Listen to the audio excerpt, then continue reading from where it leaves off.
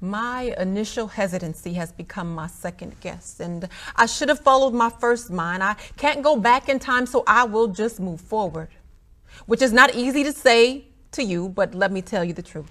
See, because it's so much harder to prove. See, my tongue is locked up when my heart is open. But my heart should be locked in my tongue that's open. See, not so quick to give my heart away. My heart should be locked in my tongue open, open my mouth and mind free to be whoever I say is me. Hello, this is Barbara Dean Franklin. Welcome to my channel. Is this okay? All right, very good. Oh boy, it's about to start.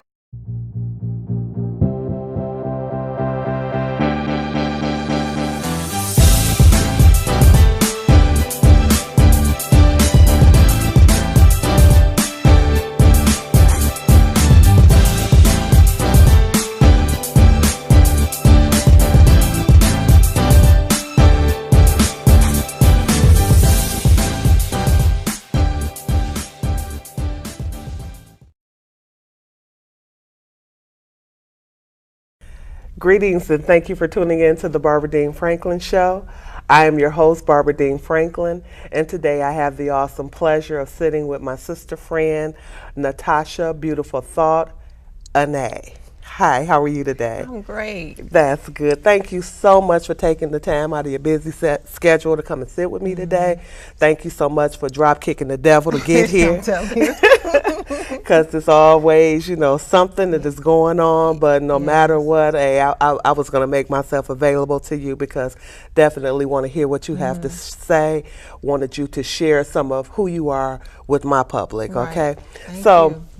Natasha, I follow you on Facebook, and I know that you do a lot of spoken word, but more than that, I see it as a ministry. I mean, when I read your words, and not just your words, but when you're out and about, the way you address people, the way you talk to people, the way you uplift and encourage people, it just really does something for me. And you're so thoughtful in everything that you do, because I remember, you know, you're over It Takes a Village, y'all, and you were talking to somebody about, you were telling them about the direction, and then you came to me, was like, was I to anything? And I'm like, no, you were directing to the point. You know, it's a new sheriff in town, you understand? So I really appreciate just your spirit, you know. And so what I wanted to know, how you got started doing this, and, you know, why you do what you do. Okay. Well, you said a lot. You did, and it's like you did sum me up quite a bit. You know, to never have met in person, to see my spirit out there so easily to be read, those who are paying attention, and I appreciate that insight. You know, and you know, I think it's important, that foundation that you talked about, to know that I've been in human services since '97. So not only is it who I am, it's also been my profession.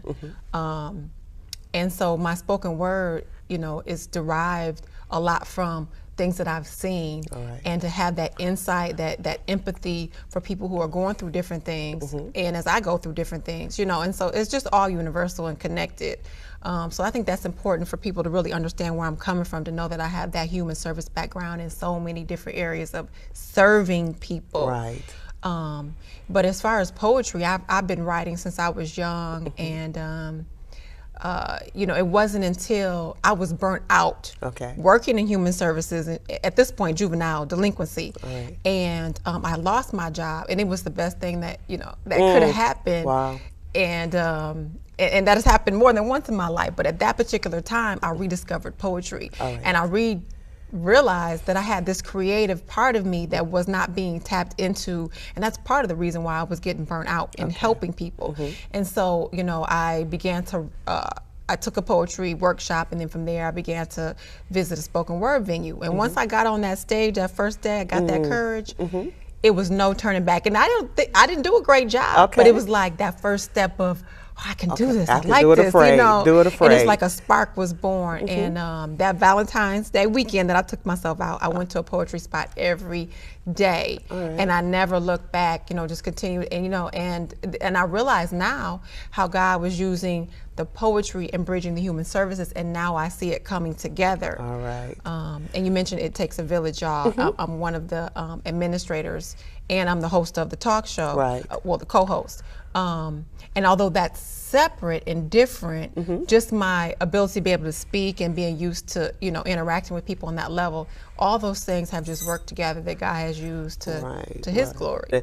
Like your spoken word, it's just not really about you. Right. It's about, the people and how you can help the people. Another thing that I wanted to share is that you always talk about different issues, domestic violence, suicide prevention. And I remember that I had received a call from my cousin who said that, she was taking some pills and she was ready to commit suicide. So I'm thinking, hey, she called me every day. I'm kind of going to blow her off. And you were like, no, take it serious. Say this, and this, And when I spoke to her and I said those things, and again, I didn't think that she was serious, but the next morning she called me. She said, you know what, Bar, I'm in the hospital. I don't know how I got here. I don't, remember. So when she called me, she was definitely serious, and you need to, take people at their word. And I just really thank God, just here, again, you say, we've never met. Today is our first actual face-to-face meeting. So before anything else, I really want to thank you for all that you do, and you may not ever know who you reach, you may not see the people that you reach, but you are touching the multitude, and I truly appreciate you. I just want you to know that. And that's such a humbling reflection, reflection back, because, I forget, I talk to so many different people,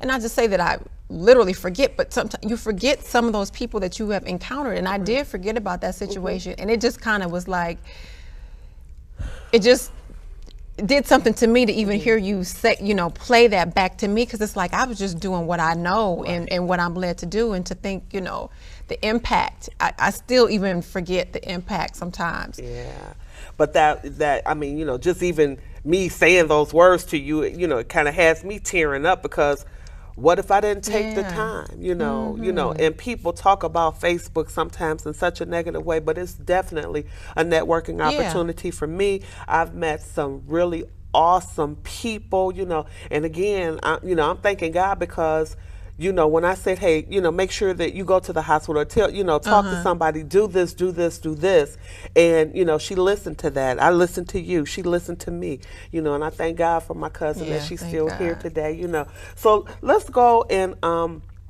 talk about like what's happening with, you're always doing something. So, do you have like events every week that you do, or every once a month? No, it's so inconsistent. I mean, I have my own event that I do every second Saturday. Okay. Well, let's talk about that one first. That's the Peaceful Poetic Place. Okay. And I took the virtual Peaceful Poetic Place I had online. That was like my group page, or and then I decided to make that a live event. All right. And create that atmosphere where people can come and feel refreshed and like, wow, I literally like my cliche for it is like, wow, I needed that. Okay. And that's how they leave feeling uplifted. And And so now, when you host this event, or you have it every second Saturday, can people come up and speak? If they wanted to come up with open mic? I do have open mic, but I've had to kind of tailor it a little bit, because I've had so many people now that are wanting to be on the mic that it just started getting too chaotic, where I'm looking at the end of the night like I got these 5 people left, like they don't have time. So to be more organized and more professional, they have to pre-register ahead of time, and then I'll look at those who are registering, kind of plan out my timing, make sure we have a mix of different people. So pre-registration doesn't guarantee 100% that they'll get on there, but most times I can fit them in around the featured artists to make sure they get their time in. So I'm learning as I go. So they just have to pre-register with me. And when you go to the event, the featured artists should definitely be featured. But when you're featuring people who are always there, people that just because you have somebody on the show that you don't know, and they feel like they don't get on because everybody knows everybody, and so. And there is, now in the secular venues, I see that a lot. Okay. But one of the things that I think it's important, and my responsibility, my platform is not just the messages, but also cultivating and encouraging those artists who may not be as experienced. So that is a part of my ministry, I believe.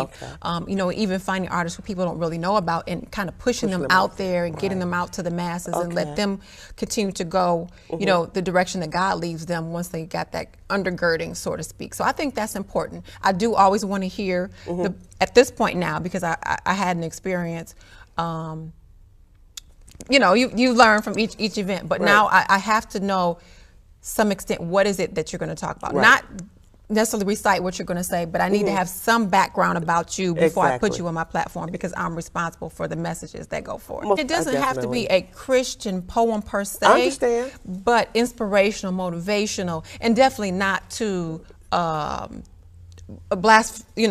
any blasphemy against Jesus. Well, most definitely. Even if there's different beliefs, you know, I encourage that, because that's the way we can reach. Some people can come there who may not go to church or may not even believe in Jesus. But if you have an inspirational message, I got you. You're there in my audience. You're going to hear everything that goes forth. Exactly, yes. So if people can, so you go out and you, like if somebody was having an event and they wanted you to speak, can they, you know, hire, well, I don't know, what do you say? Okay. Yeah, you know, depending on the budget, I may take an honorarium, or if they hire me, I've done, you know, written pieces specifically for people where I get information and I write it specific for that, like a baby that was being born and the lineage in that family. I'm open to any you know, type of platforms. I've done weddings. So if people wanted to get in touch with you, if they wanted to contact you directly, how would they contact you? Well, they can contact me directly by voice, which is real easy. It's 313-242-POEM. 242-POEM. But my website has all my contact information, more information about me, YouTube, all my social media, email, and my website is My Beautiful Thoughts. So now the question that I have is, because not only are you my beautiful thoughts, you're so beautiful as well. And I love the way you dress. I just love, you know, just the way you just, you know, you're natural. I looked at one site, you know, one site your hair was done with your makeup. Then you had these two twigs. You say, I am not my hair. You know? So, you know, the way that you are, you know, the way that you dress, your flavor, your flair, did that come with your creativity, or was it there before? You know what? It was laying dormant. Okay. It was, because through poetry, God has allowed me to be free, to be who I am in Christ, to be who I am as a person, to be who I am creatively, and to not be concerned, even with transitioning to my, you know, making my hair natural, wearing it that way. Came through this experience of poetry, and it's like, be who you are, and that's it. And it doesn't matter. It doesn't matter what people think, and you know, and you know, even my mother may look at me and they know who I am. But they're like, well, I would wear that, but you could wear it. You know, just things like that. And I do pride myself in just being able to express myself creatively through my dress. It really is an art form for me to actually put something together.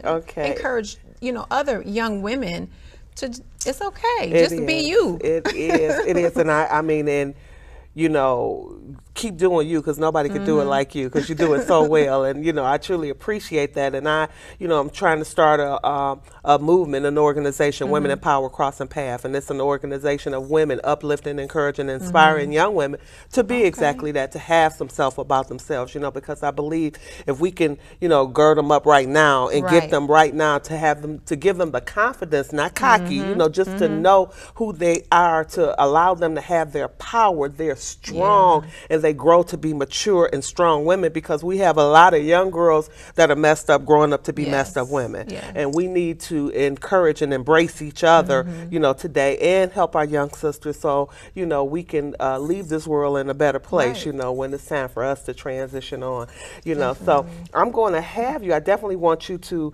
give us some of your spoken word. I'm going to let you do some spoken word, but before you do it, like when do you put some words over here and then pull little words over here and then bring them back together? How do you work it out? I just write. That you know, if somebody, even if somebody has me writing, you know, like I did the piece for the baby shower on the baby, and you know, I gathered the information and It just more so, it flows and I just write. Even if I go back to it, I'm not like that. You know, when you think of education, like, oh, this is the proper way to do things. And I'm so to me, I'm out of the box because I don't have, you know, even though I had, you know, literature classes and all that, I don't have a format, or I don't have a image in my mind how it's supposed to be, like how a poet is supposed to sound like, or how a poet is supposed to write. I just do what I think, you know, which is, to me, is actually kind of liberating because I'm not trying to fit into this box. I understand. Which is somewhat unconventional, but. Okay, all right. Well, then I want you to be you and do something for me, flow for me right now. Do something. Well, and I just want to set this up because we were just talking about the young women and that empowerment of feeling comfortable to be who you are. Allows us not to depend on, well, let's just say, a man. Exactly. You know, and ultimately understanding our relationship with our Creator and how He loves us and it's unconditional and all that. So much sets the foundation of having strong self-esteem and being confident in who you are. And so that's kind of the process also that I've gone through my poetry and looking only to Him for that validation. Gotcha. And so I write a little bit about that. All right. My initial hesitancy has become my second guess, and I should have followed my first mind. I can't go back in time, so I will just move forward, which is not easy to say to you, but let me tell you the truth. See, because it's so much harder to prove. See, my tongue is locked up when my heart is open. But my heart should be locked in my tongue that's open. See, not so quick to give my heart away. My heart should be locked in my tongue open, open my mouth and mind free to be whoever I say is me. My thoughts randomly, if they choose to be, all the while portraying who I really am. And you say I changed, so it's not me. Or is it just not the me that you first thought that you saw in me? In retrospect, I look back and reflect how I previously said that you changed my life, when in reality it was I who changed my life. And I don't want to be indentured anymore. I don't owe you any explanations, but I will always owe myself. And I shouldn't let you try to keep me there in handcuffs, balls, and chains. That weight is now lifted through sound, speech, speak. No more taking from me through my silence. I refuse to give any more without my due share. I actually have so much more to give. I can't allow you to force me to build walls, because there are so many others that I need to knock down. Love or war? You decided which side you were fighting for, and I decided that you weren't playing fair, playing love while trying to make love, rape love, a war I felt and felt tired of fighting, tired of those lines of fake between enemy walls. Between my legs was all that you could think of. And as long as I stayed submissive and quiet, I could circumvent a war. But I've stayed underwater for far too long, and now I can't breathe. I'm drowning. Although passive aggressive is in my character, quiet never was. And I'm a writer, so sorry. I'm gonna have to rewrite my own ending to this story. And since I penciled you out, I am erasing you. Since I penciled you in. My hard drive is forever, but you are permanently deleted from my life. I wrote too many sorry poems that never spelled out your name. And I never once wrote a song that sung your praise. See, I choose a new muse, and it's called unconditional love. And I spell it J-E-S-U-S. And he has truly changed me. I no longer view love as something that you fall into and out of. It's now considered my way of life. Love.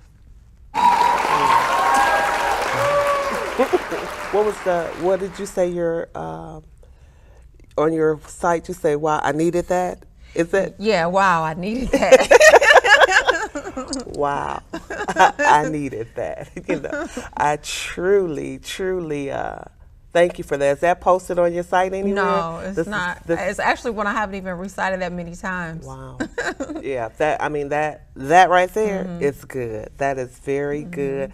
I truly appreciate you coming out. And again, let's give people your number if they wanted to contact you and the website for you. Okay. My number is 313-242-POEM, POEM, and my website is www.mybeautifulthoughts.com. Okay. And before we go, is there anything that you want people to know about you that they don't know already? Well, as you follow me, I will continue to unveil layers and layers. You know, I've just been blessed to be able to connect with people, and you know, I just invite each person to connect with me, and just, you know, on a more intimate level, just to see what God has it in my spirit to share with you, and what I can learn from you as well, because it's not all about me giving, but receiving what it is that He has to for me to receive through my giving. Right. And so, well, I think God has blessed me with great intuition, and I thank God that our paths have crossed. Yeah. I really, truly appreciate just being able to sit in your presence, because it does nothing for the internet. I mean, you know, Right. I was feeling real good about you over the internet, but I'm feeling real great about you now, you know, and I know that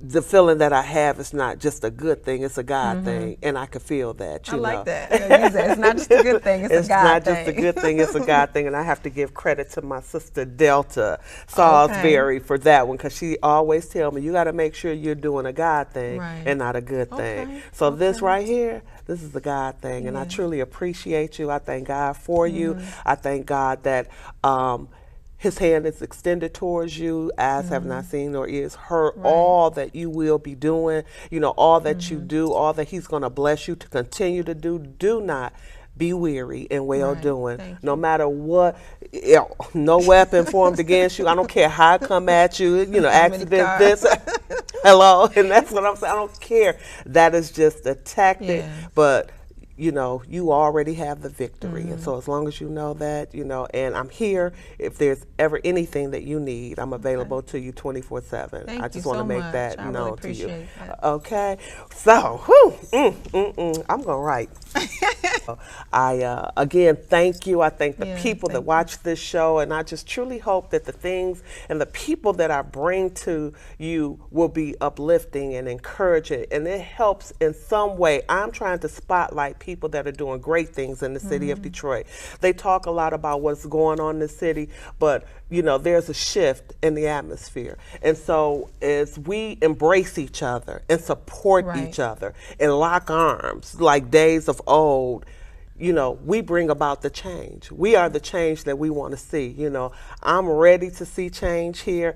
I'm sitting with change, you understand? So I thank the people who tune in each week to watch the Barbara Dean Franklin Show. Real talk, real people. Thank you so much again for tuning in. I love you. You understand? Okay.